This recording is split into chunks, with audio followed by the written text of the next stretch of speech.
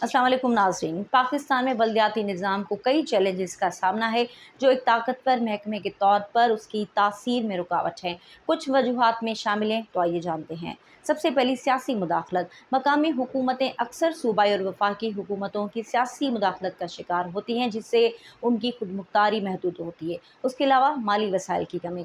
मकामी हुकूमतों के पास माली वसाइल महदूद होते हैं जो सूबाई और वफाकी फंडिंग पर बहुत ज़्यादा इन्हसार करते हैं, जो कि गैर मुतवक्का हो सकता है। उसके अलावा ब्यूरोक्रेटिक रुकावटें। मकामी हुकूमतों का ब्यूरोक्रेटिक ढांचा अक्सर बोझिल होता है, जिसकी वजह से फैसला साजी और अमल दरामद सुस्त होता है। उसके अलावा बदउनवानी। बदउनवानी एक अहम मसला है जिसमें फ़ंड्स का अक्सर गलत इस्तेमाल या गबन किया जाता है। उसके अलावा महदूद सलाहियत और तरबियत। मकामी हुकूमती एहलकारों के पास अक्सर ज़रूरी महारतों, तरबियत और खदमात को मौसर तरीके से मुनज़्ज़म करने और फराहम करने की सलाहियत की कमी होती है। उसके अलावा सियासी अदम इस्तेहकाम।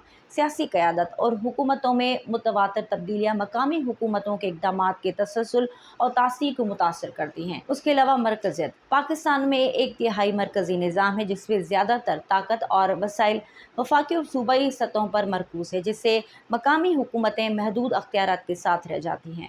उसके अलावा शहरियों की शिरकत का फुक़दान। शहरों की महदूद शमूलियत और मकामी हुकूमत के फ़ैसला साजी के अमल में शिरकत, एहतसाब और मिल्कियत को कम करती है। उसके अलावा नाकाफ़ी बुनियादी ढांचा। मकामी हुकूमतों के पास अक्सर ज़रूरी बुनियादी ढांचे की कमी होती है, जैसा कि टेक्नोलॉजी, नक़्ल व हमल और मवासलाती निज़ाम खदमात को मौसर तरीके से फराहम करने के लिए है। उसके अलावा तारीख़ी विरसा।